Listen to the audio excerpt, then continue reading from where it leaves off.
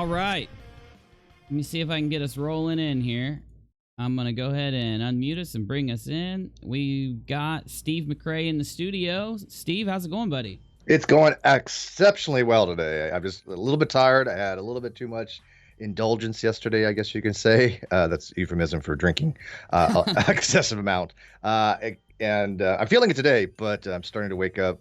The coffee's kicking a little bit, so... I feel you, man. I've had that kind of week, where you can't wake up and, you're constantly trying to drink a little more caffeine or whatever, but maybe taking a nap will help, but it never does. Did that. No, I did that. No, way ahead of you, man. I got it this morning. I was like, I'm going back to sleep. I'll be back in about an hour or two, 3 or 4 hours later. I was still napping, so... That's me. Yeah, that's what I was trying to say. That's what happened to me all week. But today I'm nice and bright-eyed and bushy. I don't know what happened. I just feel better today. So what's been going on, man? What's new? Go ahead. Update us a little bit. What have you been up to since we talked to you last? And, any other thing we got, And I got some stuff to ask you. So what's up? What's been going on? Yeah, I love that. First, I'm glad to actually get a chance to talk to you again. It's been a while. So you're a hard person to get a hold of. You're like superstar and trying to reach. Well, you need people to you have people, but it's hard to get a hold of your people to get a hold of you. So maybe you need to make your entourage larger. Hire a secretary for your secretary. She's probably overloaded. It'd be nice. Yeah. So, anyways, some things I wanted to kind of clarify by watching some of your takes, your analysis on some of the videos that you had. Yeah, for sure. And I plan to go on vacation this month, hopefully. I'm trying to go various places, so that's kind of in the works. But finalizing it is a little more difficult than it sounds because it's like to the minute kind of thing, right? I don't want to this flight, and it's an intricate, involved process just to go anywhere. So I've been trying to do that, but I am taking some time off either way. So I've already let my Patreons and fans know that. Legally speaking, we have a lot of things in the works.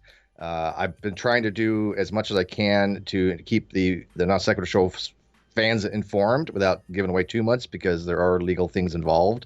But I'm trying to be transparent as possible, obviously, because I think they have a right to know what's going on because their funds didn't go where they were supposed to go. Oh, yeah. Yeah, I think that's where everybody was a little shocked. It's those tiny little details that like you not getting the books and stuff like that I think it got everybody really hooked on the story. So. Yeah, and I have records myself, and they go back to 2018 and me asking for the book. I actually was asking for the P&L, which is profit and loss report, not getting anything out of that. But a few things that I you had said that you talked about on your I don't know, whatever program it was. You have so many, but a couple weeks ago. Edited things or something, yeah. Yeah, well, you were doing an analysis, and your analysis is brilliant. Don't get me wrong. You spot on. The fact that before you even got involved in this stuff, you were able to analyze and come to a pretty good analysis based upon your limited information of what was going on. I was impressed. And I messed things up, so I'm glad to get you into fix anything I may have, because I'll fix it. I'll do a video and update things and get it out, and so it'd be nice. Yeah, if anything I might have fudged a little, I'd love to know so I can. Yeah, the main thing was I have no disability. I have no disability rating. I get no money from VA whatsoever, and that's a critical thing. I've never gotten a dime from the VA. Okay, that's my bad. I don't know where I thought I heard 10% or something. I don't know. It might have come out. I have a zero. I'm too honest, I got Steve. I just say what goes in comes out. Okay, I got out with a 0 disability rating. Except, you can count some mental damage that you all have getting out of the military. Oh, yeah. That's ubiquitous. But other than that, no, I had nothing physically wrong. Okay. But that goes into the whole narrative that with the VA, you don't lose your medical no matter how much you make, and that was something that just that changes the story more towards you. Yeah, that's more on your side there. So I'm glad you told me. I'll definitely update it. Right, and I wasn't too familiar with the intricacies of the VA. Firsthand, it is confusing. Oh yeah, it is. And you don't have anyone to go to at first. It's like you're just wading into this sea of information. It's crazy. It's overwhelming is what it is. Yeah. Right, and that's why I wanted to look into things at the time, because I wasn't exactly sure how it worked. I even thought at one time there was optical for VA. Realized, nope, you have to have a disability rating of I think a huge amount of disability rating under special cases. 60 or 70 now to get optical. Luckily, I have optical now, but yeah, see, and I don't. Might be 50, right? so yeah. This is why some people were saying, and I know it was accidental, but they were saying, oh well, this affects Steve because he has a disability rating. Well, I don't. I don't get any SSI. I don't get any.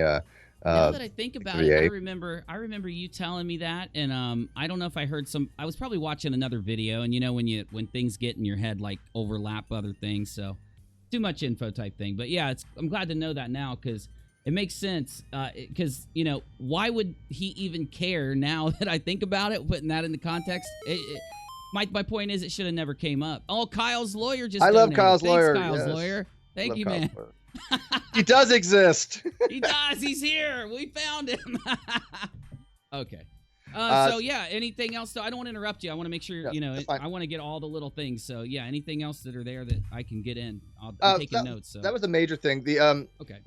I have, obviously, if we go to a discovery phase, I have things that I can show to the court. Obviously, I've kept a lot of that stuff private. I don't show. Oh yeah, definitely do that. Don't. But not on the internet. I saw the people I trust. No, there's people that I do trust in my inner sanctum who have seen these things, and that's why they're like, oh wow, this is completely defamational against me because people are defaming me.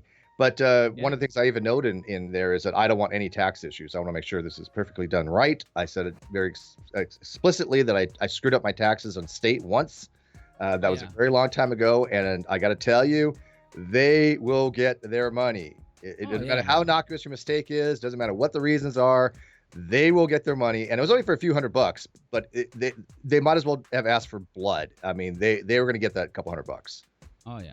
And it was my fault. Yeah. I mean, I screwed up, and they got paid. And dude, no one can blame you for that. It's like one of the most impossible things in the world. I always have my brother help me, and it's like one of the most impossible things. Like, I don't know how he does it still. If I don't have someone to help me with any tax thing, you know what I'm saying? I mess it up too. So yeah, that's understandable completely. But and it was ages ago, right? And I that's just why I've been saying though, don't screw up taxes because there's nothing to mess around with. We both agreed on that, and all of a sudden that turned into, oh, Steve is trying to do something, with his, taxes or tax fraud. I'm like, what? Are you kidding me?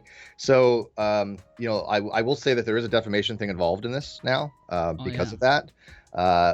People have known that we have a letter that didn't get responded to. There was a demand letter, it's called, and what a demand letter is non-enforceable, but this is what we would like to see happen before we have to go to litigation. It's a time saver and actually considered to be a good faith. It was not responded to in good faith. It was not taken to heart in good faith. Matter of fact, it's been violated on a couple different points. But that leads into what's called the litigation process. And right now we have a 11-page civil lawsuit that's been drafted. Yeah, so we're not messing around on behalf of the fans and the people that donated. I think that they need to know that justice is going to be done. One way or another. Great, man. Well, I think everybody are going to be really happy to hear that for sure. The thing you just said about, man, well, it just left my mind. But anyway, yeah, that'll make everybody happy because, like, I know the only thing I care about, and I know I've said this a billion times, but I'm going to say it again, though. Like, if the situation was reversed, I honestly would have been, giving you shit a little bit. I know you would have, come and talk because Kyle avoided coming to talk here, and I don't blame him for it. But, what I'm saying is I think everybody out there by now, if you go look in the comments too, that new thing that Kyle's doing, I think he's trying to revamp the entire show for like a third time, something non-sec reloaded 3. You go to the comments, people really seem like they want just it to be fair. They just want the fair thing done. So I think most everybody's come around now. You don't really see much of the defense. I think 2 people in the entire comment section were defending Kyle as opposed to like what seemed like 50 before. So things have really changed, I think. For the and those 2 people it's personal with me. They don't like me personally, so they're not going to ever come around. And although I find it to be disingenuous, I'm not expecting them to. In fact, it's kind of good that they don't. You need some kind of opposition to show how wrong people are sometimes. So the fact that there's a handful of people being that stupid, I'm okay with that because people can see these people that are trying to defend the indefensible are a huge boon to my argumentation because there is no defense for this. I mean, straight up, not legally, not ethically, there's no defense. It's been 2 months. I haven't seen a dime. I haven't seen the books. But a lot longer than 2 months, obviously, but it's been 2 months since this went down. There's just no justification for that. And my lawyer knows this. Any rational human being knows this, and certainly any attorney would say the same thing. So that I don't know what legal counsel he's getting, but I even told my lawyer that lawyer probably would be sued for malpractice at this point. Yeah, and I think that's what's led us all to do this new meme that's happened on Twitter and on YouTube, and which is that Kyle doesn't have a lawyer. I could see that, that account down there. Well, don't tell Kyle's lawyer that. Don't tell him. Yeah, he's very self-conscious. I'm sorry, Kyle's lawyer. I didn't really mean it. I didn't mean it. I just have to say he cries a lot, public man. appearance. Yeah, public appearance, buddy. I'm just playing. Yeah, that is funny. Yeah, it's a funny name for an account. So yeah, man. What kind of streams have you been doing lately? We can always jump back to that Sure. topic. What have you been up to lately on your channel? I want everybody on my channel to know so they can, come over and watch and all that good stuff. It's been a variety. We had Dr. Hugh Ross on. We had Dr. Fuzz Rana on. I had Dr. Jeran Merritt on. And then we do other fun stuff. I still do Rum and Coke nights. We did something on that whole Jennifer Yanez, whatever her freaking name is. Okay. Was YANIV? How do you pronounce it? Yanev. Yeah, Jennifer Yanev, and that was interesting. We're gonna probably do a part 2 on that because Blair White just had a debate with her on her channel. 42,000 people watched that, and Jennifer or Jessica, whatever, was saying that she just decimated Blair. And I'm like, I don't think we watched the same discussion here. She got wrecked. I'm gonna have to go take a look at it. I haven't seen it. It's brilliant. No, Blair did a really good job. I thought Blair got to the points. I thought she called her out on her setting back transgender rights, and just made a beautiful, articulate argument that this person was not doing this because of gender or because of equality or rights. This was because of her narcissism and her wanting to have social media talk about her and praise her, or even not praise her, right? Some people get off on negative attention as well. She seems like one of those people that it doesn't matter whether it's positive or negative attention. She's going to thrive on it because that's her way of getting dopamine. I mean, it's just a high to her. And the fact that she's willing to harm people for that, this makes her, in my opinion, somewhat psychotic, or at least sociopathic, because empathy levels are nil, and you could tell her empathy levels are nil. What do you think about, there's been an argument that's kind of went viral a couple months ago, but it's still being talked about. Do you think that the internet kind of brings out the sociopathic personality, or do you think that everybody has a little bit of that in them? Or what's your opinion on sociopaths on social media rising to the top? What do you think? Well, not sociopathy, the psychopathy kind of thing. Psychopathy, I don't think that everybody has that, clearly. I think that there's different degrees, but we all have a wanting to at least be liked, or like to be, socialized. So that does not mean that a person is narcissist. Narcissism requires a very specific amount of traits to be had. But if you want to look at the quintessential narcissist, go look at the president. It typifies everything you could possibly imagine for what an actual narcissist would be. I mean, if you look at like the 13, whatever it is, points for narcissism, I think he has all of them, right? So as a comparison, you can see that Jennifer has the exact same, or Jessica. I keep getting her name wrong. I don't know why I do that. It's Jessica. I don't know her name either. Jessica, she is. Yaniv. But Jessica has the same thing. You tell it in her mannerisms. You can tell it in her speech. You can tell it in her answers. She was not concerned about the people that she hurt. She was not concerned about the businesses she put out of business. She was not concerned about them feeding their family. All she was concerned about was having her testicles waxed. This is not the sign of a rational human being. This is not the sign of somebody who has empathy towards other people. This was all about her. So that is narcissistic. And I don't think that all of us have that by any stretch of imagination. Matter of fact, I find a lot of people are just the opposite. They have very, very introverted personalities. But the internet is an outlet, for one, for them to express themselves, and they could be a little more extroverted, or they can do what Jessica does and feed off that stuff, because I think she is in some ways a predator. Now, I'm not going to say what type of predator, because I'm not going to open myself for legal things, but she's at least a predator as far as being an internet person that wants to prey on people's sympathy. She wants to prey on people's outrage. That to me is predatorial. Yeah, definitely. And I agree with you. I don't think that we all have the tendencies. I just think that sometimes narcissists seem to thrive to some extent on YouTube and Twitter. So yeah, that's just my opinion. I need to think about it more. So yeah, no, I think they do. I mean, look at Trump. How many times does he tweet? Oh, I know. I don't know how people tweet so much. They have to have a robot like program or something helping them. Like I saw another guy. He does like 800 or 700 a day, and like, what is that? Like that's one every 3 to 5 minutes or something. I don't know how it's possible. Yeah, that's a little much. But I think it's worse for the president when he's, one, doing foreign policy over the Twitter platform, and two, that stuff should be considered to be on the record, right? I think that on the presidential account, that is considered to be on the record and is put in the House of Records or whatever the what's it, congressional records they're put into. Isn't that strange? Yeah, but not his private account. Oh, it's not. Oh, I thought they were. Okay. They were trying to, and I don't know if they've actually succeeded on that.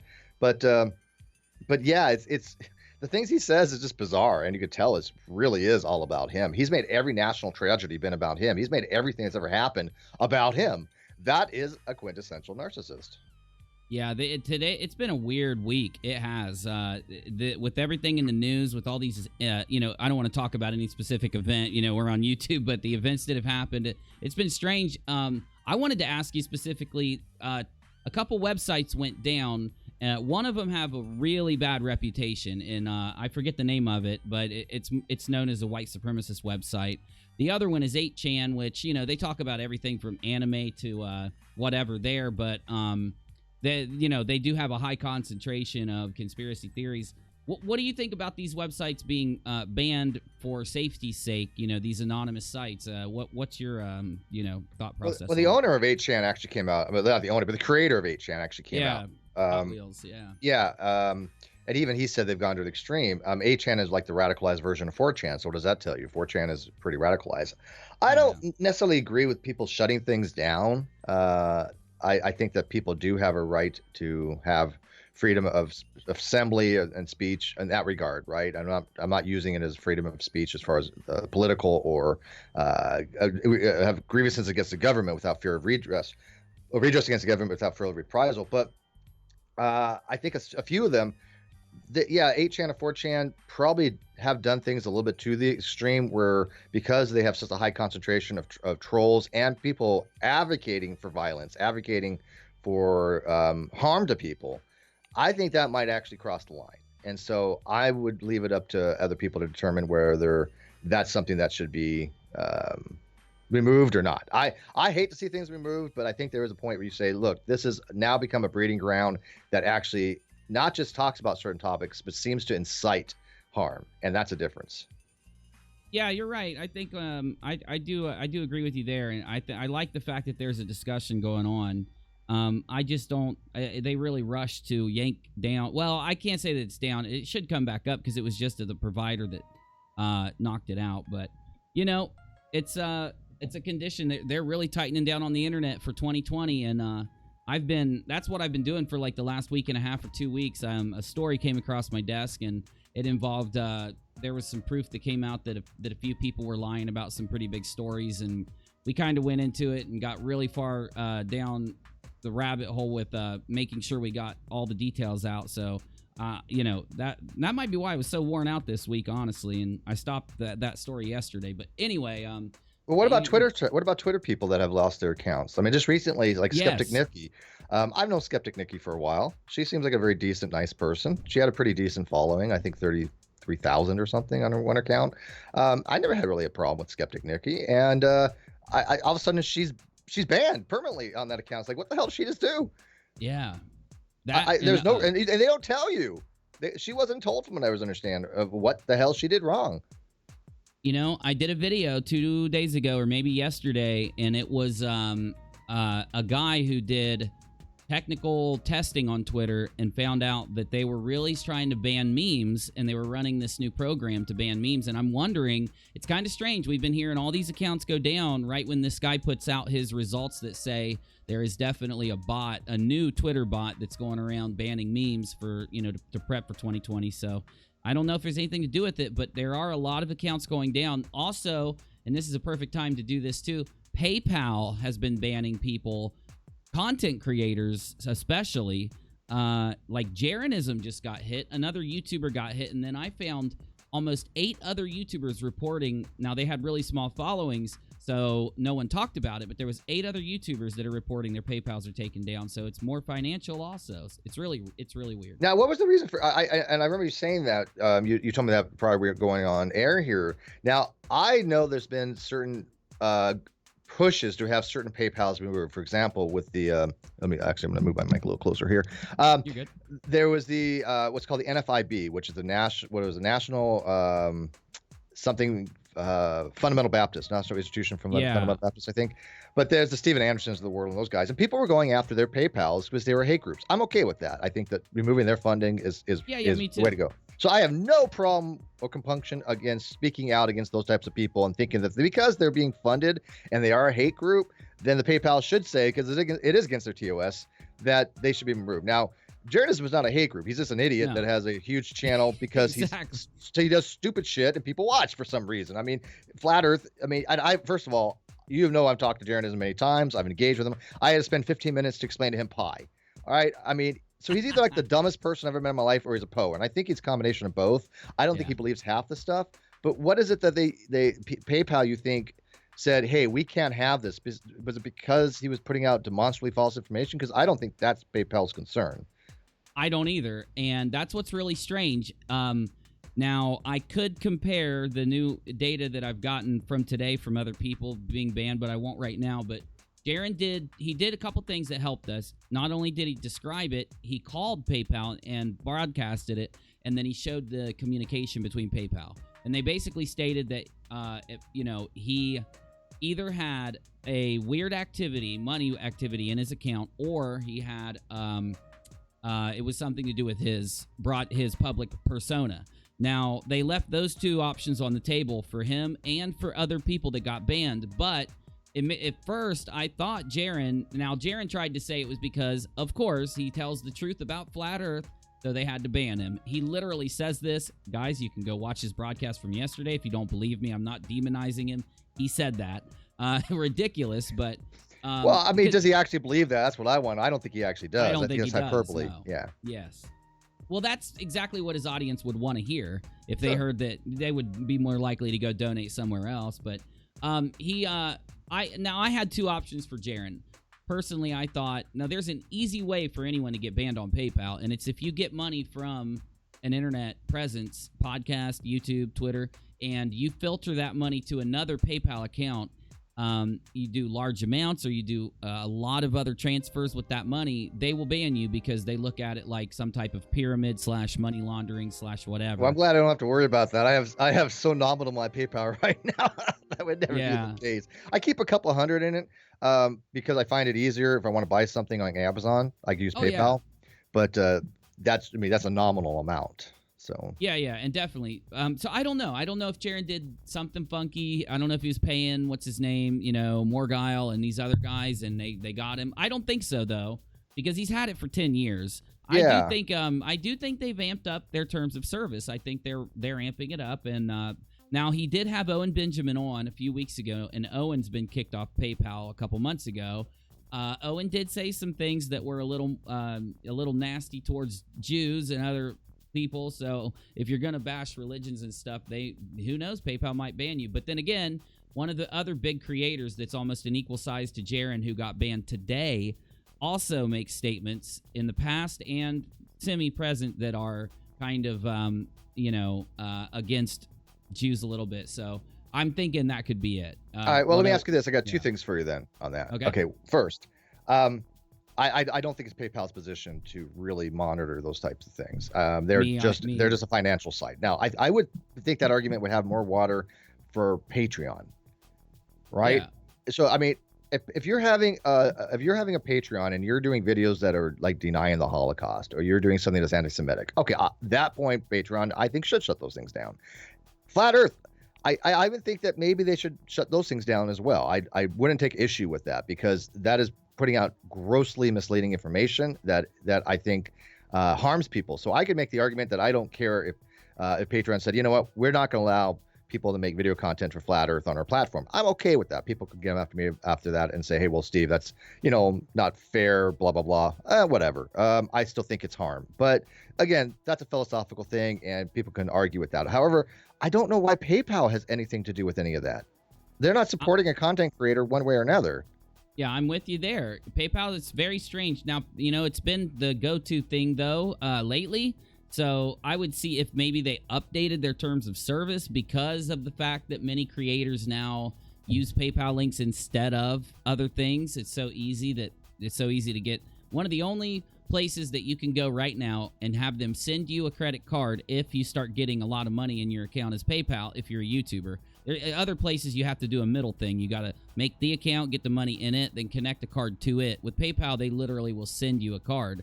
So I don't know. It could be either way, but I agree. I think that banning for any type of ideological thing or argument from PayPal is ridiculous. It'd be like MasterCard, kind of. Maybe I'm going too far there, but it seems strange. I don't think it's going so far. They're both financial services, right? And the other thing I'm concerned about is, for example, like I do anti-creationism stuff, right? Now, obviously I can back that with facts, and facts and truth are considered to be a impervious defense, right? So if you have the truth, then that is something that's considered to be impervious. But they might swing so far where they're going to say, well, we're not going to allow people on PayPal or Patreon that even go against theism, that even argue against Christians or argue against young earth creationism. That, I think, is the pendulum swinging way too far, right? Yeah. Because granted, the people that argue against theology, they can't really show demonstrably one way or another. These are philosophical positions, but we can't show the earth is not flat. We can't show the earth is not 6,000 years old. Those things are just a given when it comes to the science and reality. So I'm still concerned, though, that eventually they might go, well, you're persecuting people for their religious beliefs because the earth is 6,000 years old, which is not a religious belief. That is a scientific claim. Yeah. Oh, yeah. And it's a dangerous place to go. And as you just described it, there's all these, there's a lot of different kind of sides you have to take when you start ripping people's finances away from them like this, especially in the United States. I'm a little bit surprised. I really am. Now, then again, some people out there make the argument with PayPal that it's, I don't even know what their argument is, but I've been hearing it a lot. I should have listened to them a little closer, but that it's different than a bank. Either way, though, we're at that place it's not now, FDIC insured. I think that's the main difference. Bank accounts are FDIC insured, which is basically not that you're going to get your money back, but the banks will get their money back. But as far as I understand it, nobody has ever lost money by an FDIC assured account. But that's money. That's actually saying that the bank is going to get something back, and they're supposed to give it to you. But it's still a hell of a lot more secure than PayPal. PayPal's not backed by anything. There's no insurance on it. If they went tits up, you're screwed. Your money's gone. Oof. That's why I don't recommend keeping a lot of money in it, right? That's it. That is scary. I didn't know that, but yeah definitely. Luckily, I don't get a lot of PayPal donations. So, not luckily, but hey, I just don't. So it's going to keep a couple. It's easy for keeping some bucks in there if you want to get something off Amazon or something on those lines, right? For transferring to people. Most of it I use. Somebody says, "Hey, Steve, I need this for this, or can you help me out here?" I'll transfer them like $40 on PayPal or something. So I don't keep a very large amount in it, but it's handy. But you don't want to keep like $10,000 in PayPal. Trust me. Yeah, it's convenient. It really is, and it's a weird thing. Also, YouTube's under fire now. They've got a YouTubers union going on, and there's lawsuits being drawn against YouTube. Then on the other side of it, their algorithm is starting to get really hammered down. I noticed that even the word 8chan now, after today, has been authoritatively sourced in the algorithm. So if like any regular YouTuber makes a video, it will not be searchable. It'll be way down under all the different, NBC and ABC. It's kind of sad. Those are new news stories that are out there. They kind of link to this whole censorship thing that's going on. But we have a changing internet in front of us. It's starting to tighten down. I think that's what we can all agree on, Oh, I do agree with that. But I mean, do you think that it is really because they're trying to mold a little bit for the 2020 elections? Because it sure seems that way. I mean, I hate conspiratorial stuff. I'm not conspiratorial at all. But there seems to be something to be said for this. I'm slightly conspiratorial, but I have to have facts. Like, I only, start looking towards a conspiracy if there's a fact involved. That's why a lot of conspiracy theory viewers don't like me at all. But no, I do think that I think there's enough evidence out there now to see that there is a definite quicker hand towards one side of the political spectrum, and I don't find that healthy in the United States or in a democratic country. So I think they're trying to fix it, though, so we'll see what happens. Though I'm not going to say I fully believe everything that's put out there. There are a lot of people that are trying to make it look like they're being censored for like those reasons, when it's really a different, they've really messed up, or they've posted something wrong. So it's that's the bad thing about the internet right now. There's no way to really, the only thing you can do is fact check, and a lot of the time when it comes to politics or people, you can't fact check, so you're stuck with the opinion side, I guess. Yeah, I like how you put that. People feel like they're persecuted because of specific things, rather than, hey, there might be actual reasons why they're not getting platformed. There may be actual reasons why people don't want to have them on their thing, the shows and stuff like that. I mean, just take Jessica, Yennefer, for example. Yes. We just talked about. She probably wasn't persecuted against because she was trans. She's been persecuted against. She's just a horrible person.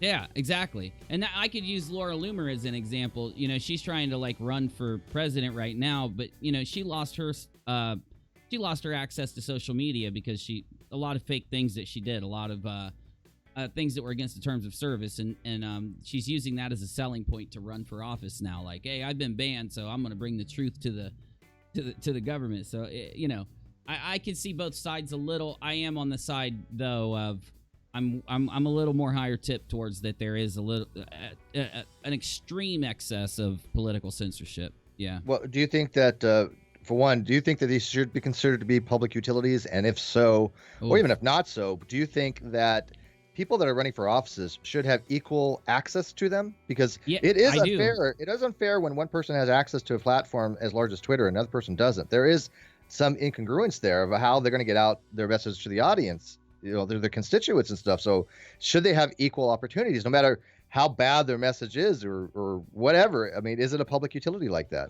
And I'm glad you asked me that. A lot of people write me and ask me that, and I meant to talk about it, but I don't necessarily know what to think when it comes to the public utility part, because I know for it to be a utility, the government has to step in and basically take over fully, and I don't know if that's good or not.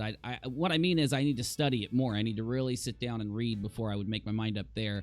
But I am completely for how it used to be, which it was if you are running for an office or if you are speaking politics, the censorship, the thought process behind censoring a person wouldn't rely on the political side. It would rely on your actual behavior. They wouldn't take your idea into consideration. And I do think that's happening. I know it stings a little to say it, just because, so many people out there are going to stand up and scream. It's not happening. I just think it is. I don't know if I've been biased due to like too many news sources from one side hitting me, but I'm definitely there. So in the end, not to ramble, but I think that before we would make that decision, I'd hope that everybody would sit on public utility or not, that it's something we all really take seriously and not just let our biases get in the way of that decision, because it could really set a bad precedence once the internet becomes controlled by the government or the biggest sites. No, I'm with you. I haven't weighed in. I haven't just decided on it, to be honest with you. Yeah, I don't know. It's a hard question to answer, because the way a public utility usually works, it's not so much that the government has regulation. They do, but it's more that these things are considered to be essentials. I mean, water's essential, electricity is essential. And there's an argument to be made that access to these platforms can be essential in some cases if you're running for office, because if not, there's unfairness. Yeah. I mean, think about it. If you had access to YouTube, Twitter, Facebook, Instagram, and your competitor, let's say, Kyle's lawyer decided to run against you because, he's running for political office one of these days too, I think. If he decided to do this, but he didn't have access to any of these accounts, you clearly have unfair advantage. Oh, yeah. And he's still going to win over you because he's Kyle's lawyer. But yeah, he has that's the thing, unfair man. advantage. And it sucks. We just had Tulsi, I think, I'm not going to say her name right, Tulsi Gabbard from Hawaii, I think, and she tried to run an ad on Google, and they banned her ad because of something that happened she claims they banned her ad because of something that happened in the debate, which I find extremely dangerous.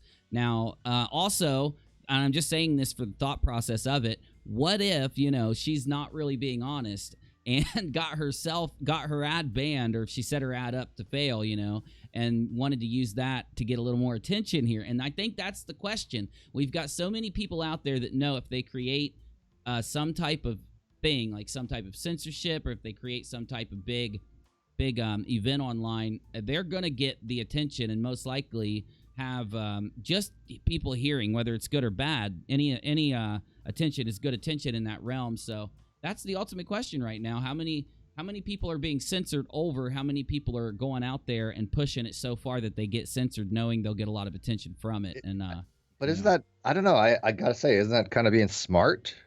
Yeah, in a way. I mean, to play the system like that, I don't know if I find fault with that. If they can show that they can be, I see what you're saying. I mean, yeah, because I'm thinking about it, hey, if I make this ad, they're going to censor me on it, and it's I have to say, you have to have an ad that's worth it, right? You're not going to make an ad that's I'm going to have this ad where I'm promoting the Holocaust is never happening, where I'm going to be against Jews. That's going to be censored, right? That's not what I'm talking about. But I'm talking about a really good, legit ad that really does solidify your positions. But for some reason, they're not going to let that happen. Yeah, I'm okay with that. That you make us think about that, because again, there is a lot of competition and stuff. Sure. Yeah, and it does show the vulnerabilities of social media, and that's that. I think that happens because of censorship. It's like, I wanted to make this point today, but of course I'm trying not to talk about any of the shootings that happened, because of a lot of people get censored no matter what they say on it. But I wanted to make the point that, back when the internet was less clamped down on, some people could make the argument that now the internet's more open and it's radicalizing people. I just don't see it that way. I see it like that, when you start censoring, it scares people from debunking. It scares people. Like right now, I get weird about putting the word flat earth in my tags when I'm debunking any flat earth or reacting to flat earth stuff, because I know it's something that YouTube eventually, if not already, is going to be muting out of the algorithm, and it's already not searchable. So, these are problems censorship brings to some extent. I'm one of those guys that tries to be as anti-censorship as I can, but I always fall into the ideological problem of, when do we need it? When is it necessary for safety? And I always say it's not, but sometimes it does seem like it is, though. I have a way around that, because the algorithm cannot determine very well, even though it's supposed to have AI learning. It doesn't seem to be able to determine between a channel that's promoting flat earth and a channel that's against flat earth, right?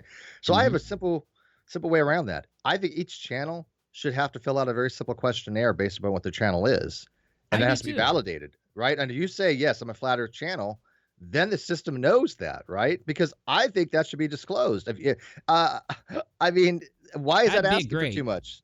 You're not a flat earth channel, so you would put, okay, I'm not a flat earth channel, I'm against it. So at least YouTube knows who's who on these things, and if you lied about it, your channel goes away.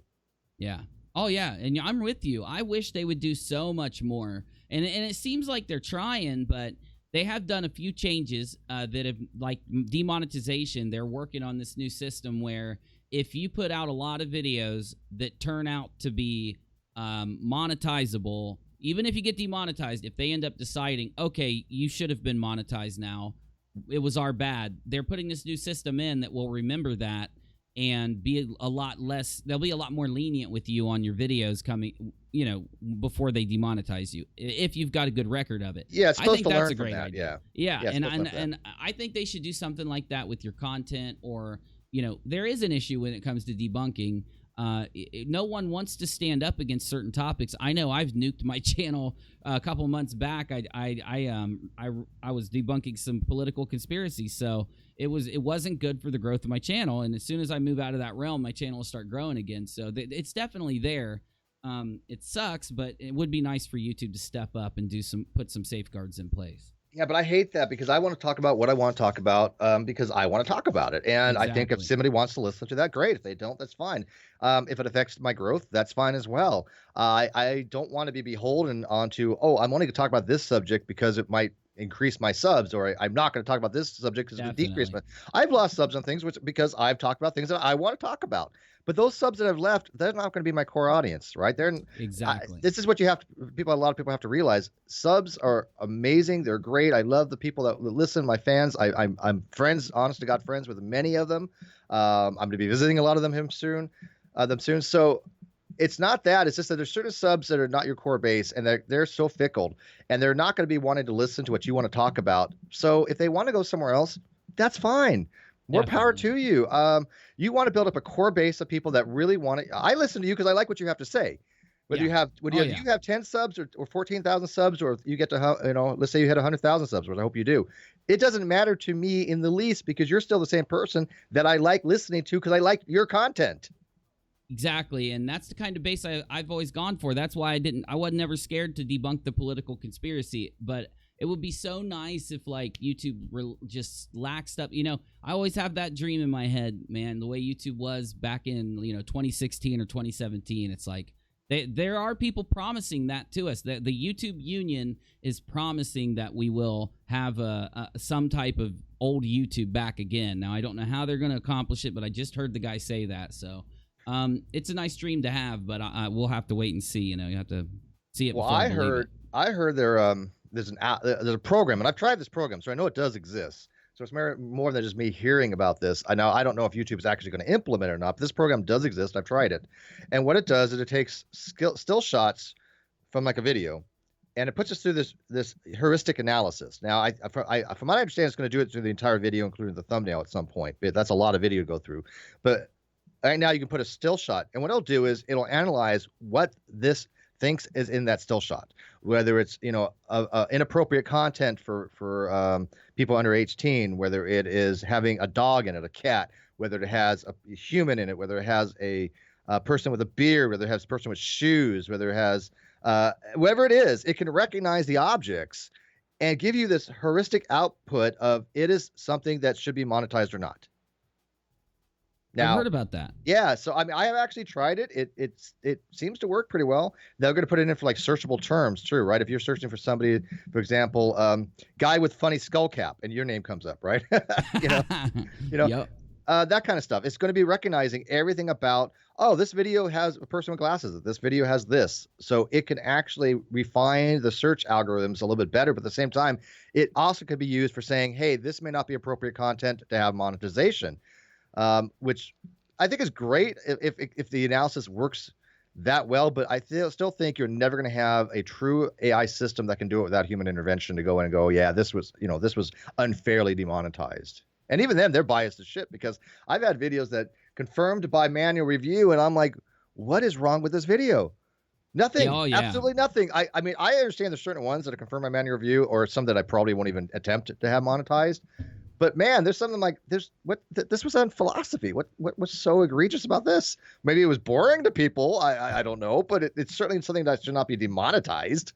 Welcome to the story of my channels, man. That's like the constant you get that battle. Too? All the time. I'll have videos that I censor. I'll have videos that I take and I edit them, and I'll go in and I'll spend hours just going through saying, okay, this is going to be the most ad-friendly video. I'm taking out anything. I'll blur things, any curse word that even non-curse words that I think I'll censor them.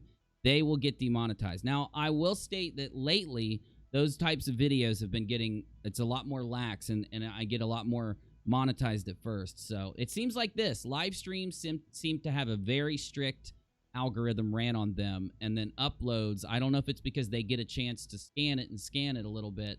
They seem to have a little bit less of a, less stringent on the uploads. But what I guess happens is that when you do a live stream and then it uploads, it actually does the transcription at the same time.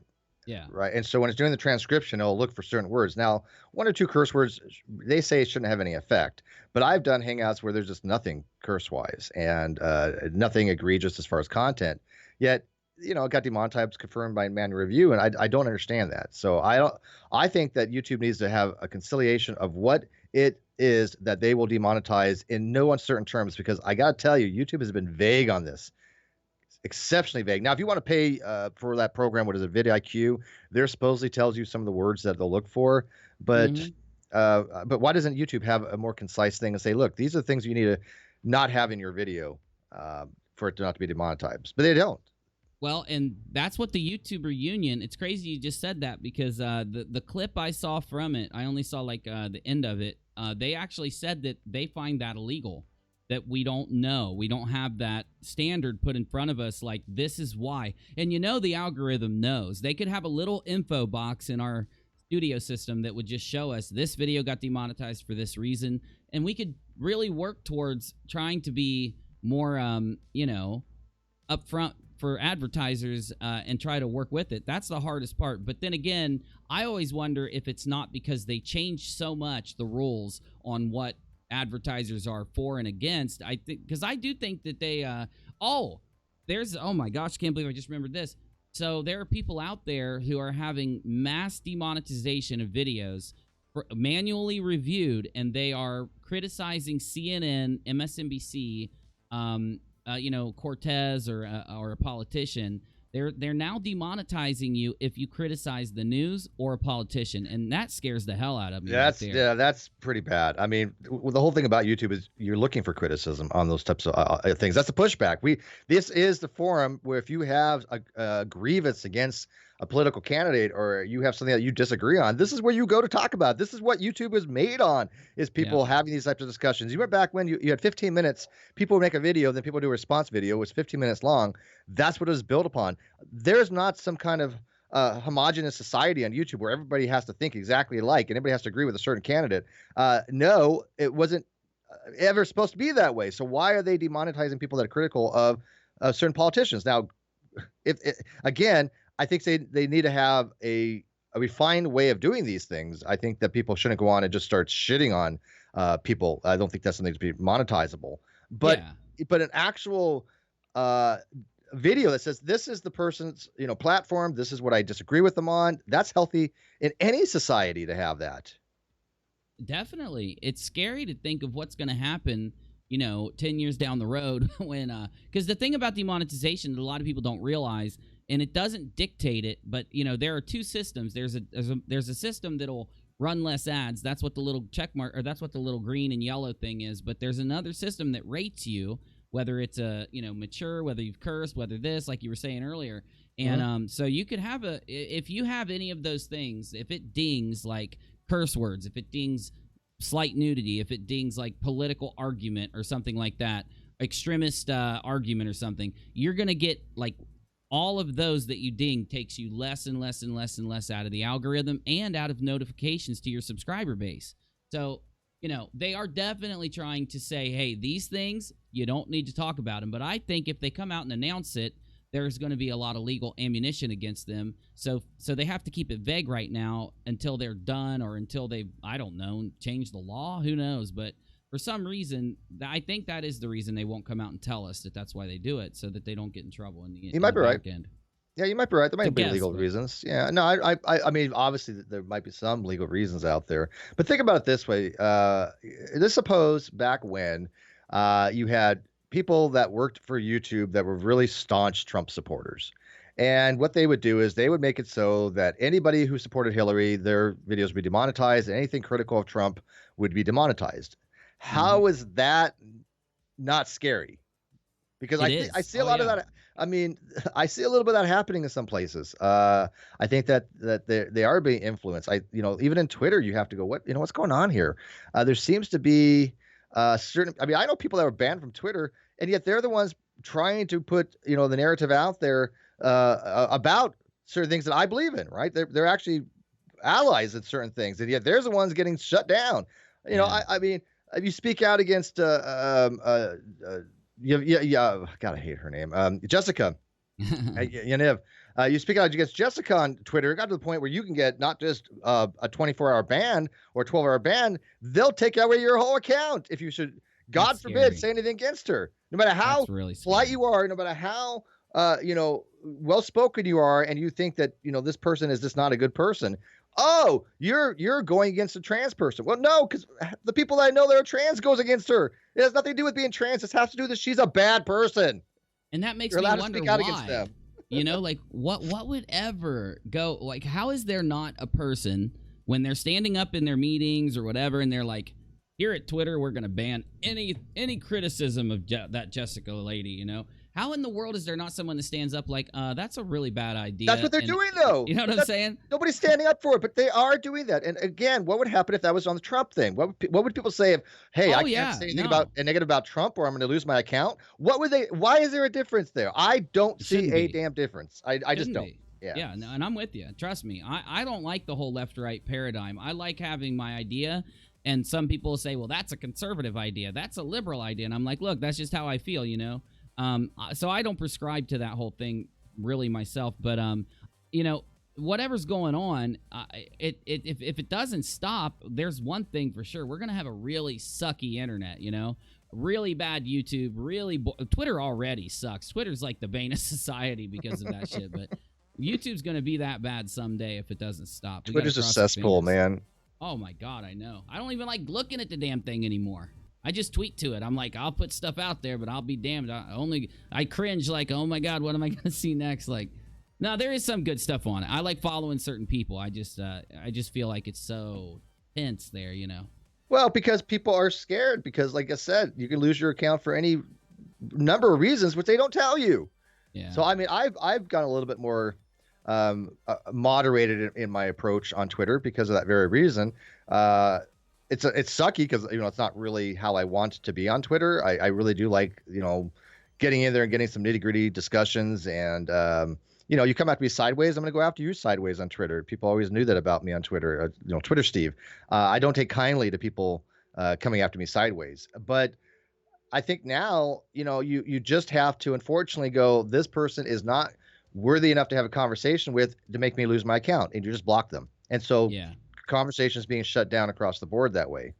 That's what bothers me, because in every interview that Jack and his I forget her name, but she's like his right-hand lady there, every interview they just want to foster conversation. They want to have the best conversation. And I've always found that, like, giving a person the ability to block who they want to block should be it. You can't really go on Twitter or any, let's say, social media and really have a massive complaint if you can block somebody and not see anything they ever say again.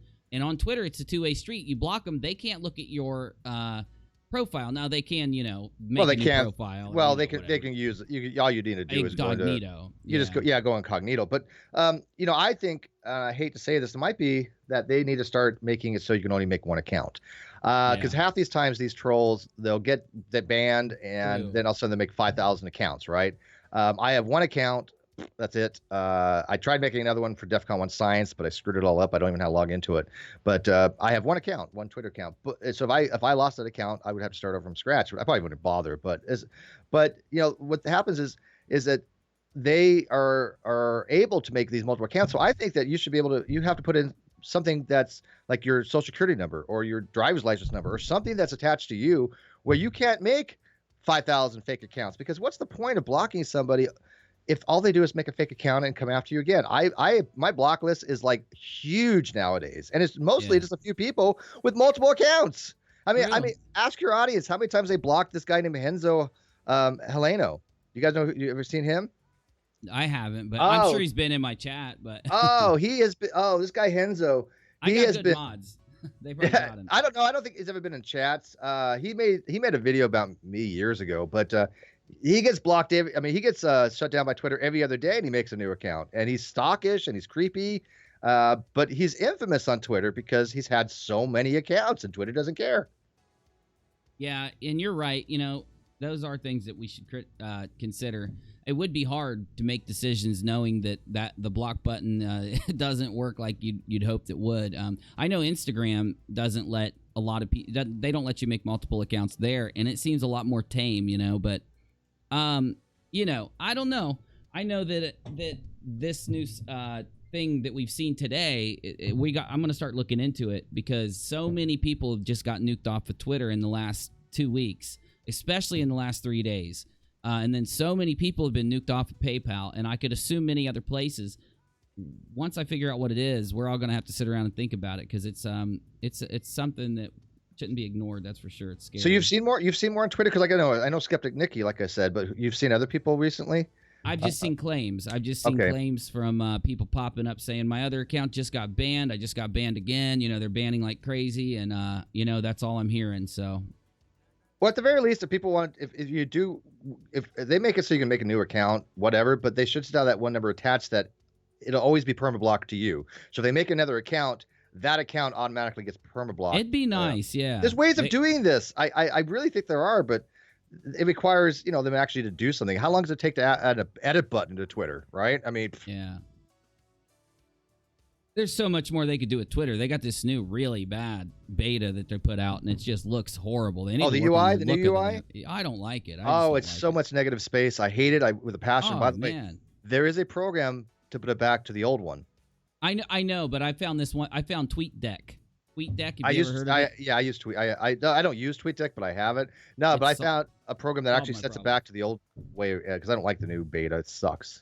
I should put out a video like showing people how to do that. That's what I should do, because I think a lot of people would get service out of knowing how to go back to the old way. Yeah. Yeah, I'll send you the name of the program because I forget it. But and show them how to use TweetDeck too. I mean, TweetDeck is nice. Don't get me wrong; it's nice and organized, but it's still cluttered in my opinion. Oh yeah, it needs some options there too. Luckily it just makes things a little more. Yeah, just like you said, it's organized as hell. So I guess that's why I like it more. But.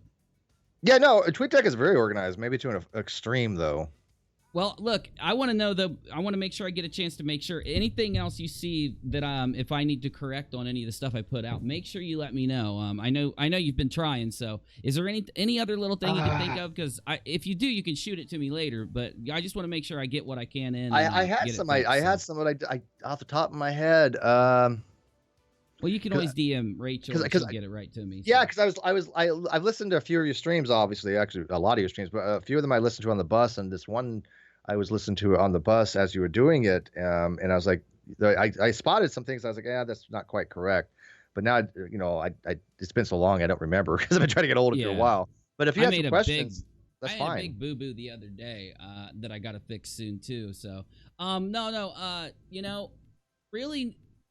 No, just more of like your feelings, really. Like, I know that I know what the community's been thinking about everything. It seems like things are going really good. You know, a lot of people are thirsty to see a flat Earth debunkery, and they want to know if you're going to be doing that soon. But you know, I'll have a few of those. Yeah, I mean, I'm friends with Fight the Flat Earth and Res Rhetoric, and on that whole Sean Hufford and AT2 Productions, Jeran, and a whole bunch of them. And yeah, they're gonna be doing stuff on my channel eventually. I have a lot of other things that I want to like take precedence over flat Earth because I'm just so burned out on that topic. Doesn't mean that I don't want to do it every so often. It's just that I think that it's dying, and I think that maybe it's backfiring now that we're giving them more publicity than they need. Maybe at this point. Well, and this thing too, where people have been fighting against the flat Earth, now it's starting to lessen down a little too. The interest in battling flat Earth is the keywords. The analytics show that. It's a nice little slump for all that, so it's probably a good thing to wait a little bit. It'll bounce back up. Yeah. Thing does so. But how many times can you hear water doesn't bend? I know, man. Like, it's like I think that's what's killing it is people are starting to realize that the tired old arguments. There's really nothing else there, so it's starting to be one of those things where it's like, when are you guys gonna just wake up or get something new to complain about for us? Like we debunked everything, you know. That's why I try to find people that have different arguments. It's very hard to do, but I'd rather have somebody say, hey, you know what? I've got a model for the flat Earth that works. There will be on my channel in 15 seconds, right? I mean, I loved it. There. Yeah, dude. If you know somebody, if you're a flat earther and you got a model that works, bring it on it down because I will make it happen. But nobody's ever has. I mean, well, you know what? I really like this though. I really like what's happened with the flat Earth thing. I like that some flat earthers now are just accepting it, and now, I mean, look, Phuket Word, whatever his name is, I call him Poo Poo Word, but Fuck it World, yeah, Fuck it World, yep. You know, he's starting to accept it now, and he addresses his video to the flat Earth debunkers, and he's always like in his mind that he knows they're going to try to debunk him, and I like that. That's the way it's supposed to be, you know. We're supposed to want the criticism. We're supposed to want people to try to show us if we're wrong or not. So I feel good things in the debunking community as long as YouTube stays positive towards the debunking community. I think it's going to go a lot more bigger places. It's yeah, a as long good as they don't time. try to shut him down. Exactly. That's the thing. The censorship is the scary part, because this is how people learn. You know, how many people were believing the flat earth that now don't because of the efforts of people standing up and doing this, and that will go away if they start censoring all of it. You can't censor I've had people leave flat earth because of it. I've had a couple people that are no longer flat earthers because of that. I've also had people leave young earth creationism. We do make differences. It takes a village. So yeah, definitely, man, definitely. What are you doing tonight, Steve? You said you had another stream. Make sure you announce it while you're here so people know, so they can come watch and stuff. What do you got going on? We were going to do a stream tonight with Sarah, Michelle, and Cheshire and a few other people on the Blair White Jessica debate that they had. I don't know if I'm going to, though. I'm having reservations about it. Sarah mentioned something, about, do we really want to talk about this stuff too much times? And it's just like, what's current? And I don't know. I don't know what to make of it. I don't want to bring any more attention to Jessica, because I think that, she thrives on it. But at the same time, I got to give Blair props, and I think there's some interesting points in that debate to talk about. But I don't know if I really wanted to do a stream on it. So now I really don't know what I'll be doing tonight. Yeah. Well, the way I feel, the way I look at my channel, when something gets current, that's when I go in. So that thing, though, I haven't talked about her yet. I might actually, because I've seen some of what's going on, and I think it's definitely interesting. I'm gonna actually watch what you suggested earlier, and get caught up on the whole thing. Just a lot of good topics are out there. So many good things going on. Things are moving forward, that's for sure. So yeah. Well, let me know. I said before I take off here, if there's any fans or anybody that wants any questions asked, now's the time to do it. Yes, because we didn't do it last time. So let's do like a 30-second break so I can grab a drink, and that'll give people time to ask questions, and let the mods grab the questions and make sure we get them, because our mods are really good like that. So sounds guys, good. Okay, so we're just going to do 30 quick seconds. If you need a drink, you need a smoke, whatever, you got to take a tinkle, go ahead and get that out of the way. We're going to come back. We'll let you ask questions. We'll let you bring up topics. Throw it in the chat. We'll get to it. Let's do that really quick. I appreciate everybody that's here. We got Steve McRae on the line. I got his channel right up here this whole time, so make sure if you're not subbed that you go sub, and you keep up with what's going on. Let me go ahead and pump some good music. All right, muted us out. We'll be back in 30 seconds, y'all, and we'll ask Steve anything you want to ask him before we get out of here.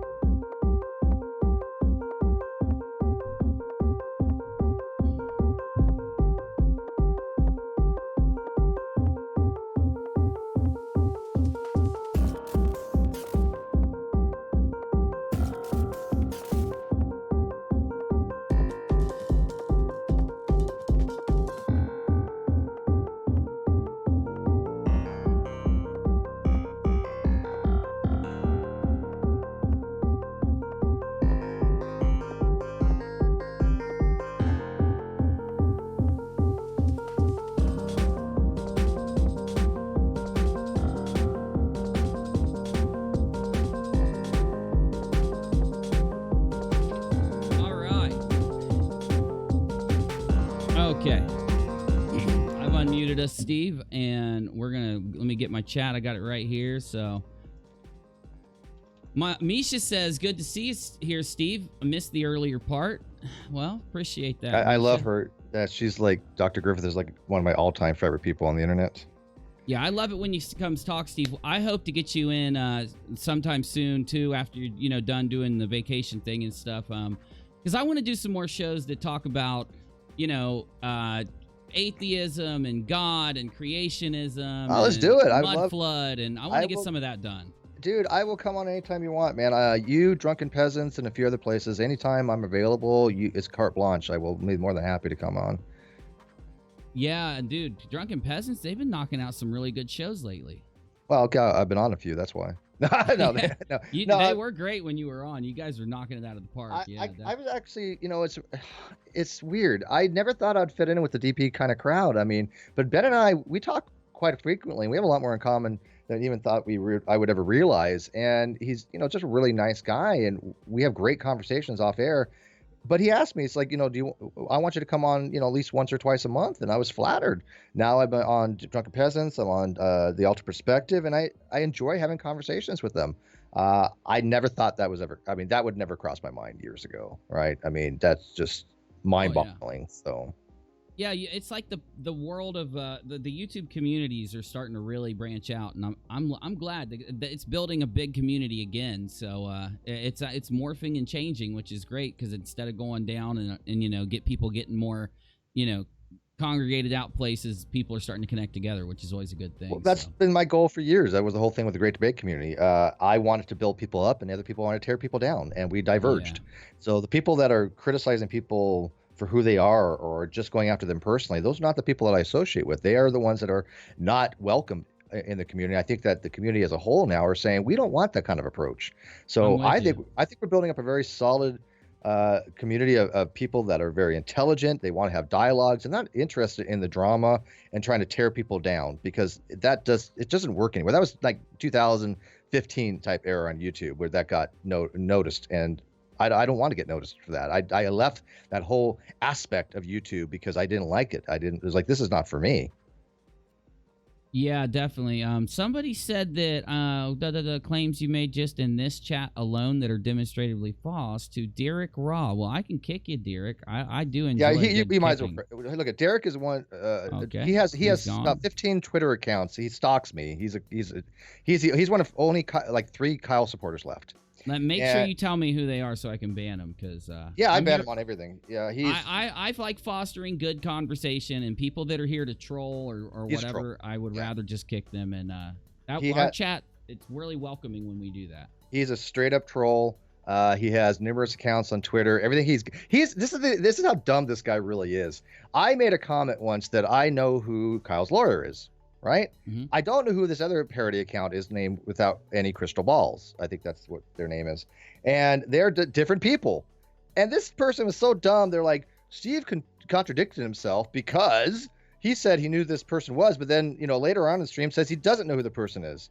No, they're 2 different fucking people. I mean, does it take somebody that intelligent to figure out that if you know one person who they are, it doesn't mean that you know who someone completely different is?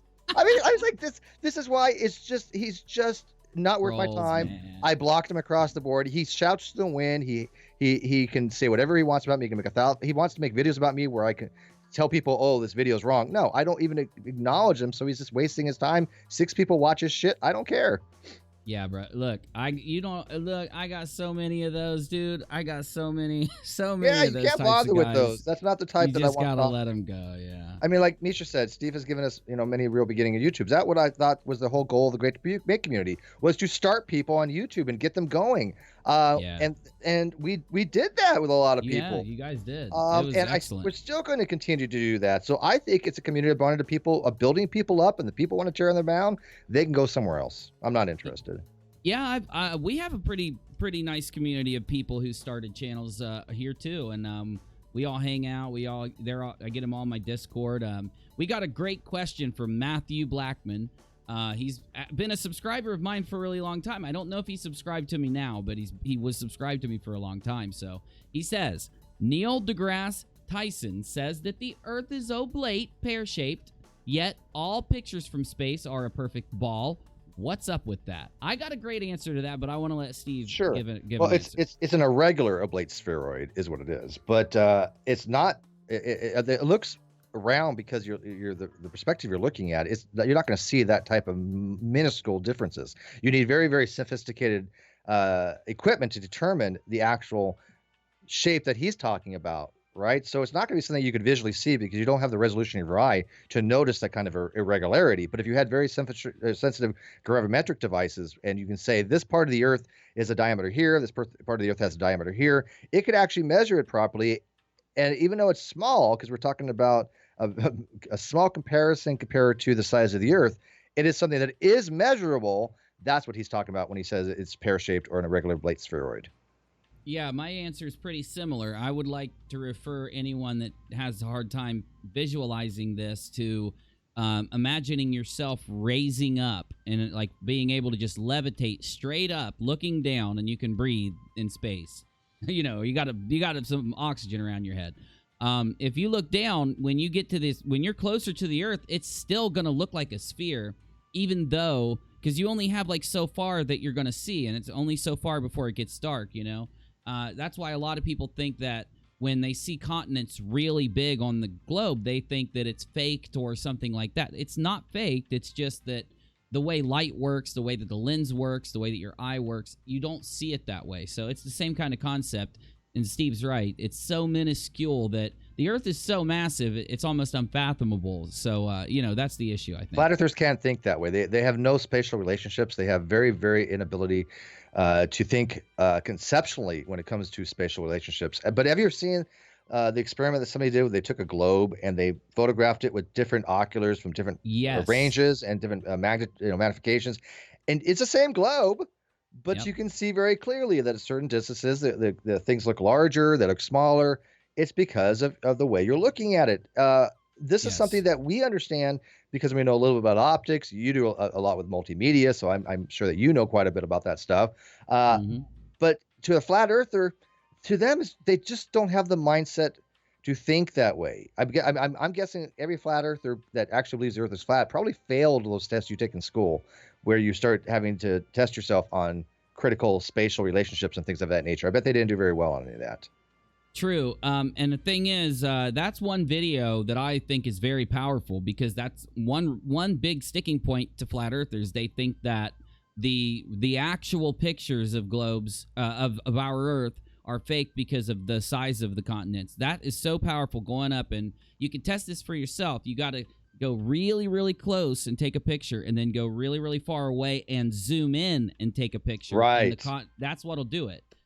It's so crazy. Once you really sit down and understand it, you're like, my God, why did I ever think that was weird in the first place? Because I did think it was weird. I didn't think that the Earth was flat. I thought I need to learn what it is that makes this happen. And once you learn it, you know. And I think that's hopefully what people will get from things. It makes sense from just an intuitive point of view, though, because think about it. If you're really close to the Earth, you're only going to see much more of one continent that you're over. And you're, so the further back you go, it is going to look a little bit different. You're going to see more of the other side of the planet. You're going to see more of the other continents. It's going to look completely different from very far away. And the people that have said we've never photographed the Earth completely, from space, they're wrong. We actually have done it from about 1 million miles away. It's a little less than that. But the Discover 1 satellite that's at Lagrange point 1, I think it's at. But it's about 970,000 miles away, or something like that, close to 1 million miles. It has actually shown the entire sphere of the Earth. Yeah. Legit. Oh, yeah. So, I think a lot of people don't realize, too, that the further you go away from the sun, the less light you have. And that it's very dark out in the outer solar system. And they look at some pictures of those planets and they consider them fake when they're just done with different spectrums of light or X-ray spectrums, or NASA pulls whatever they can to get the picture, but doesn't mean that it's fake. I mean, we would appear with no light if they took a picture of us the same way they take pictures of Pluto or Saturn. We would still appear, and we're real. So why wouldn't the planet be? So well, anyway. they have to do color correction, but a flat earther, to them, color correction means manipulation, right? They're hiding something if they have to correct for something. That's the way they look at it. They're the conspiratorial mindset. So. Oh, Dan Pratt's in here. Dan Pratt's logged in under Fighting the Flat Earth USA channel. Hi, Dan Pratt. Nice for you to stop by. Thinks he's slick. He's logged into a sock account. That's what's going on. Any other questions? I'm going down. We got some. My chat's going pretty fast, so they've been skipping by. If I miss any, guys, just retype them for me, or mods. You got a number of people watching right now, actually. I kind of just... Yeah. 150, right about 150, I think. The one in the classroom is a perfect ball. Just saying, says Matthew. It's very small, man. It's very small, bro. It's very, very small. It's not a perfect ball, though. And in the same aspect, if you were to take what do you think, Steve? If we were to take a classroom globe and took the same kind of very specific measurements that they do on the same scale with the Earth, they wouldn't be perfectly. They would also have those different shapes, correct? Here's the problem. If you shrunk down the Earth the size of like a globe on your desk, it's going to be like a perfect sphere, almost. Okay, it's going to be smooth, right? Because the highest and lowest points in the Earth are so nominal to scale that at that point it's going to be smooth as can be to you.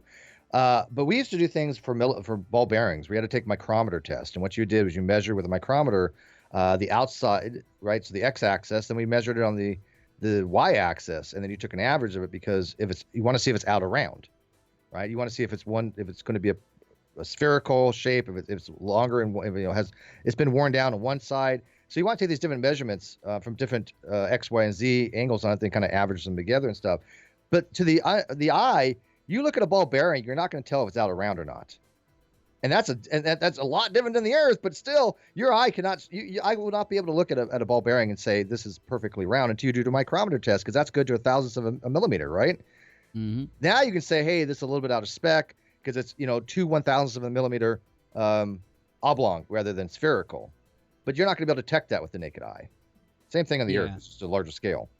Yeah, and if we were, very, very, very, very small, a ball bearing would seem like it was the size of the Earth. You gotta make sure that you got these sizes in your head the correct way.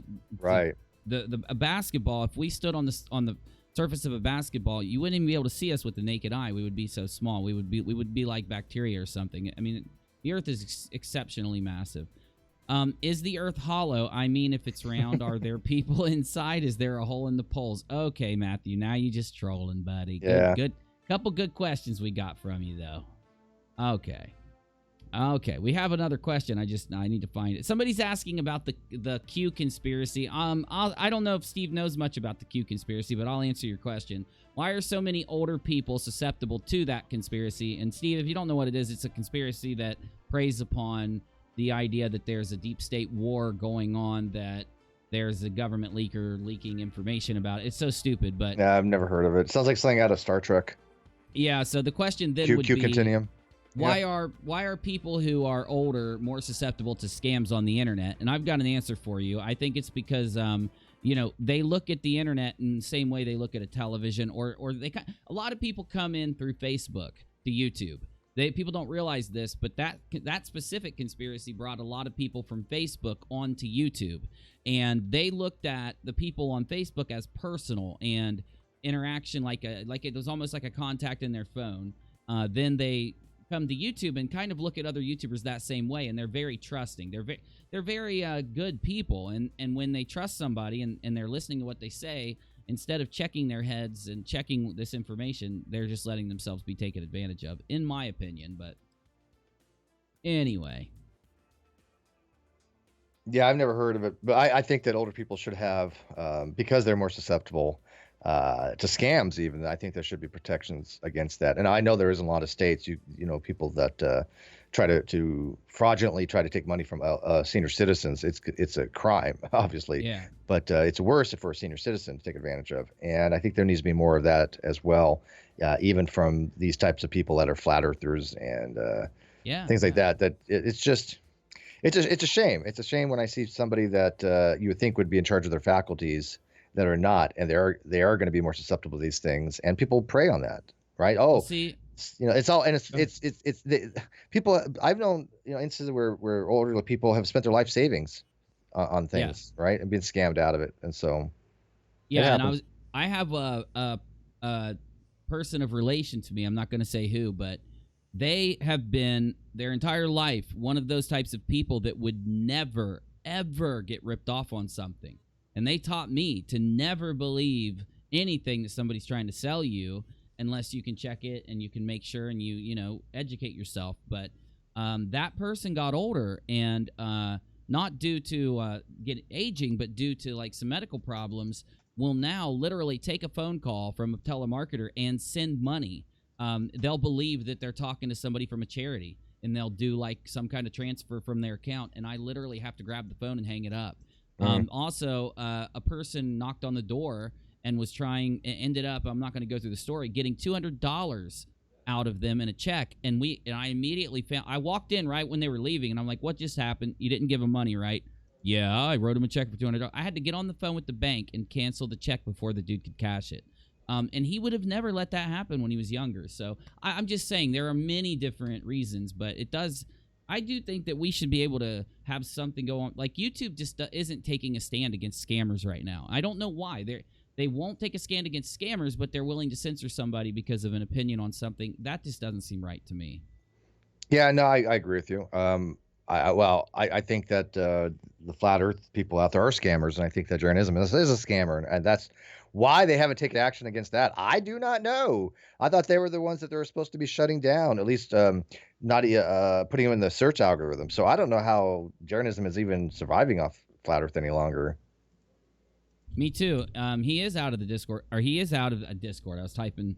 I'm trying to tell Moderate and Star that I emailed both of you back Discord links because you asked for them. But yeah, he's been taken out of the algorithm. At least, I mean, their channel is always there, but their videos don't go in now. So I think that all those people that have that happen are going to their views are going to start drying up more and more as time goes on.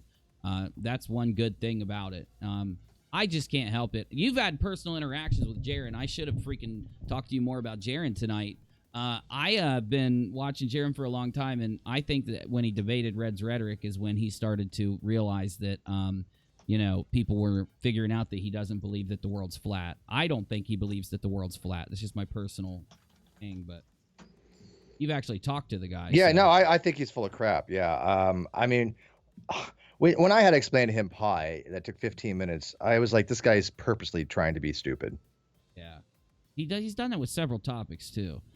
So Barney says, and I'm going to try to work the question, but Earth, circle, or orb, could the shape of the eye and the lens of the back of the eye come into play? Of course, but Steve might have a response to that one, but I think my response would be a really, really quick and easy one. Most of the measurements we take of the Earth aren't done with the eye, but for certain reasons. But what do you think, Steve? Could vision at all come into play with I don't know what the question would be. The shape of the Earth, I guess. Well, I mean, our eyes are filters to the universe, right? We have to filter things biologically through the brain, through the eyes, through the iris, through the retina. I mean, there's a whole long, complicated process of what makes us actually see. But what is it that we're seeing? People don't know whether this is native reality or not, if this is some kind of base reality or not. We never actually see the terrain. We only see this map, this ontological map that we have, thinking this is what we view reality as. But we know from experience that other species sees reality much different than us.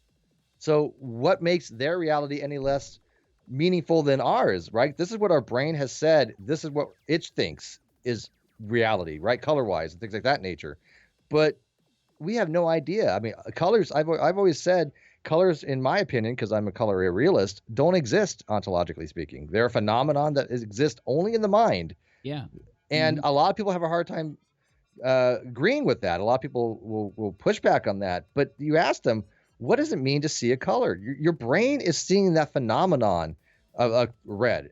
There's nothing ontologically that makes something red in the universe. People could talk about wavelengths and photons, but that's not what makes the phenomenon that we're seeing. So, yeah, I think that the eyes have a lot to do with it. But as you said, we can take actual measurements using actual equipment that has shown that the Earth is not the same equator or I should say equidistant from each place. So at the equator to somewhere else between the North and South Pole. Anywhere we take a measurement, we can show that it's not going to be the exact same distance. And so it is out of round. It is an irregular oblate spheroid.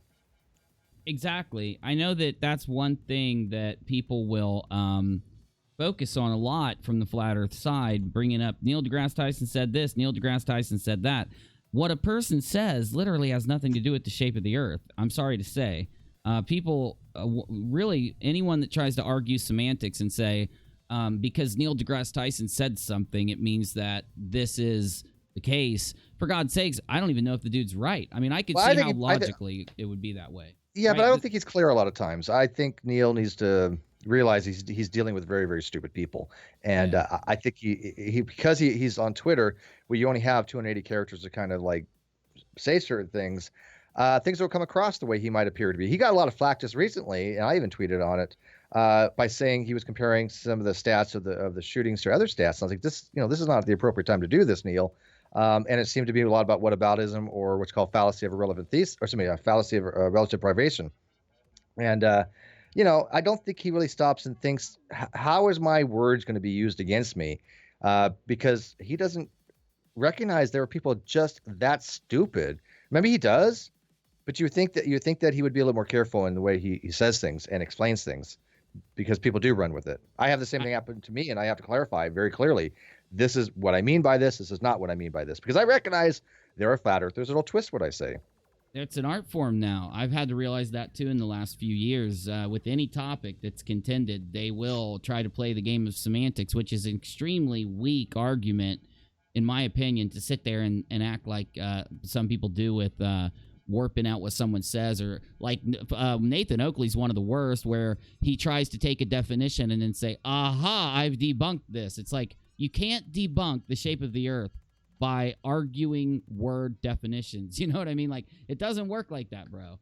Okay, so we got other questions, so let me knock them out before you got to go. Question, when will Kyle be served? You do not have to answer these things if you don't want to, man. I'm just pulling them straight out of the chat. If you want to, you can. If not, it's okay. I'm just going to say eventually.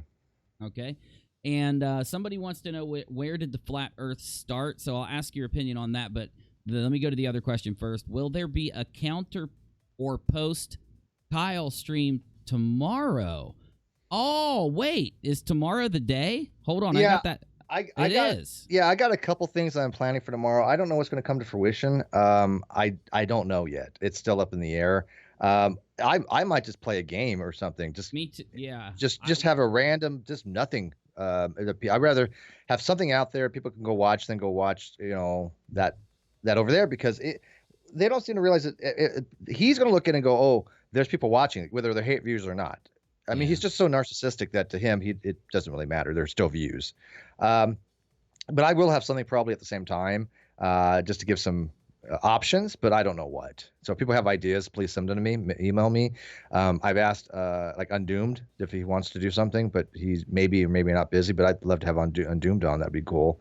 But yeah, I don't know yet. At the same time, I'm not going to be watching what he has live. I may watch it afterwards, only for, my own edification, to say, this is something I need to bring to the lawyer's attention or not, because we have a cease and desist that, for him streaming, but it's not enforceable yet. But the fact that he's flagrantly, just doesn't care about our demand letter, that's not what the court wants to see. Ooh, baby, that's actually a good little piece of information there.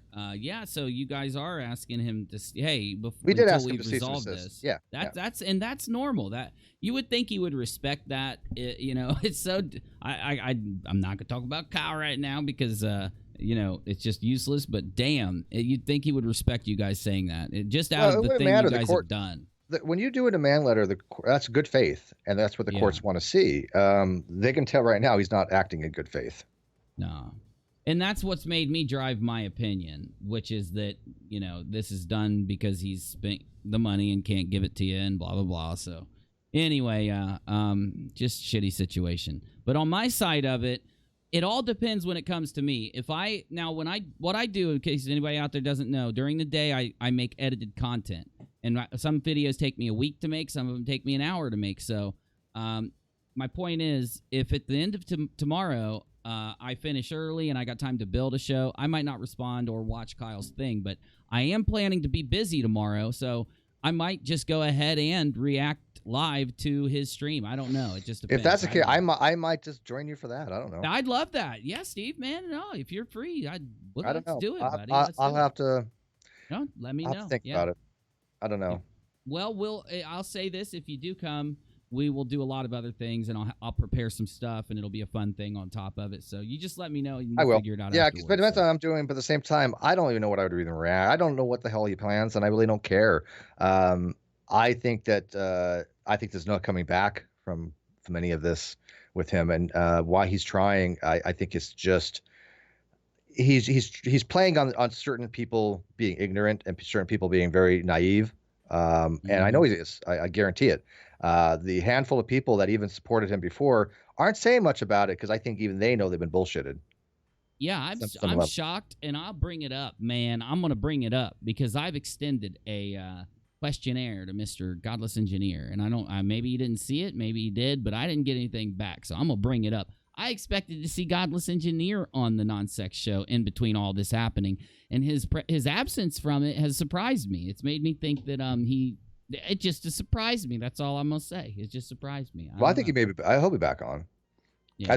I know he lost a lot of subs, and rightfully so, because he was on the wrong end of history here, and he won't answer any of the hard questions. Him and Casey were infamous for this. They would start up crap. I would push back, and I would ask them very difficult questions. They would not answer. They literally would not answer these questions. And I'm like, I am not your typical, Jesus freak that they're used to going after, or I'm not a flat earther that they used to go after. I'm not low hanging fruit, and they know damn well that I am not going to let them off the hook for some of the crap that they've said, and I will, put their feet to the fire.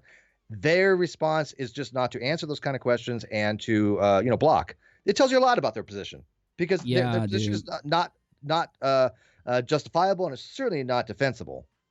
It's sad because, like, Godless Engineer was out of... Okay, so I analyze also YouTube communities. I do a little bit of internet history on one of my channels, and I've been studying this whole, like, this rise of the channels that debunk Flat Earth. And, you guys were in there with Non-Sec, Cyman Dan, Team Skeptic, everybody coming up, Fight the Flat Earth. And then, Godless Engineer was one of the ones that had really fast, really high growth early on. And he probably could have made different decisions and been over 100,000 easily. But now he's only pulling like 2-3K views a video. It's really he's down to my level of views. Damn it, Godless Engineer. Because people have seen he's not as good as these subjects as people once thought he was. And you actually hear him go, and shit, when he gets him confused, he doesn't know what's going on. He'd be like, and shit. That's his catch-all. Yeah. And you're right. Oh my God, I'm sitting here seeing it in my head right now. I know his little quirks. I know how I had to bail him out numerous times on the show. People said, well, why didn't you call him out back then? Well, I mean, I was trying to keep the peace a little bit. I was like, I'm not a big fan of G, never have been, but I'm not going to go to town on him. But I'm going to say, I am going to save his ass and let hopefully people recognize going, why is Steve having to step in again? Because Godless Engineers look like an idiot in front of a flat earther. Oh man. Yeah, definitely, dude. And that is one casualty of this whole war. It was due to his own action, but he did it to himself. But agreed, totally, dude. Yeah, he was a casualty of this happening. All right, I'm gonna plug her out. Me too, buddy. I was about to say, yeah. So just let me know, man. Send a DM to Rachel for me, because she's got her thing will ding all the time when I'm editing. I won't see anything. So will do. I'd love to get you back on as soon as possible, man. I'll be in touch. And we love having you, so thanks, man. Thanks very much. I mean, I like I said, I'm very appreciative that you've taken the time to objectively look at all this stuff, and let people know, because this stuff needs to be out there in the internet. I don't want this to die, not just for my own, sake. I want it for the people don't get in the future sucked in by this, because I mean, you have to pay your debts and fulfill your obligations before you try to go after a new audience. I'm sorry, I'm not gonna let the new audience, gets swept up by this. As long as you're talking about it, I've talked about it. Other channels keep talking about it. I know you have connections that if they can start talking about it, it's not to promote my channel. My channel has, got a huge bump, but it's tapered off. I'm not expecting anything, massive in the near future. But my concern is that he doesn't get anything further on this channel till all this is rectified. And we're all with you, man. And it shows that the community's changed a lot in the last few years. People are now starting to get tired of people scamming, lying, and pushing things over on us because of like most of the community is not online all the time, and that's what Kyle taking this nice break and doing what he's doing right in the middle of all this. That's what he's playing to, is that some people aren't going to know what's up. So right, exactly. We're trying to handle all of that in the future, literally for any situation, not just yours, any. So we're going to make sure it doesn't happen anymore, and that's for damn sure. All right. Thanks, Steve. Thanks, Appreciate guys. you, man. I'm out. All right. Good night. All right, buddy. That was Steve McRae. His channel is right here. Please make sure you subscribe, give him support. Let's go ahead and do the sum up. Appreciate all of you for being here. If you're new here, make sure you like, make sure you subscribe, make sure you stick around. We're going to get Steve back in as soon as tomorrow, but we've also got other guests coming in. We got I won't even do any announcing because I don't know when, but we've got in the next 2 weeks a lot of guests coming, a lot of uploads coming, a lot of new topics to hit. Anyway, let's go ahead, and if you didn't see that stream from last night, at the end of it, there was a guy who pretended to get shot on YouTube to try to get views. You got to check that out. We'll talk about all that though. Let's go ahead and let's get to the sum up.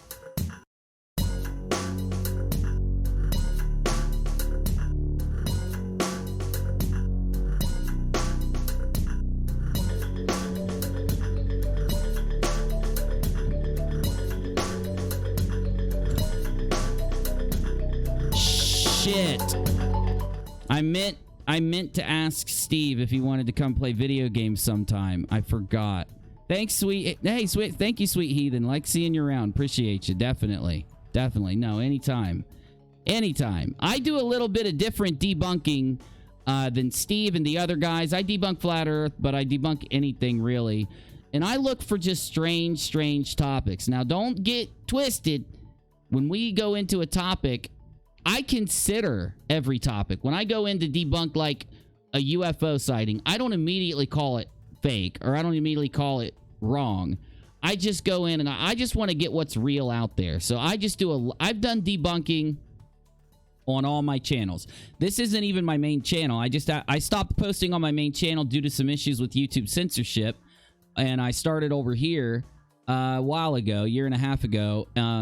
And I have a review channel also, but everywhere I go, I do debunking.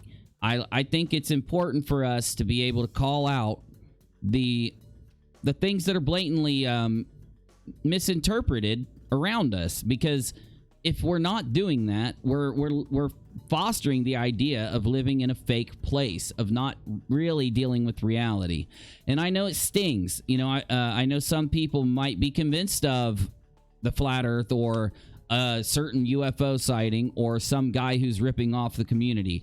Some people, I've tried to learn to handle it a little bit and understand that it takes people a while to really wake up sometimes to the truth. You get ingrained, and that's the messed up thing, is the level of propaganda or the level of lie used against you will really counter how we can debunk and get people to understand. So, it's a hard thing to do. The last thing I want to do is destroy somebody's, fantasy or, thing that they believe in. But I think, though, anytime we as people realize when we're being lied to, realize when we're being faked out, realize when someone's committing an injustice upon everybody, to me, that's what life's all about, realizing that and moving on from it. You got me. I'm starting to sound like a hippie right now. I apologize. I don't like sounding like a hippie on a regular basis, even though sometimes I do. Thank you to anyone that came here. Make sure you're subbed to Steve. Make sure you're paying attention, because I suppose, you know what, man? Shit. Hold up. I forgot. We do have a mystery afoot. Get the mystery music going. Mystery music going, Busy. Get it going. My assistant named Busy.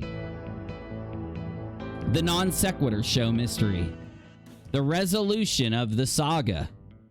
What will happen tomorrow on the video? Non-Sequitur Reloaded, 8/6 of 2019. He doesn't give us a time.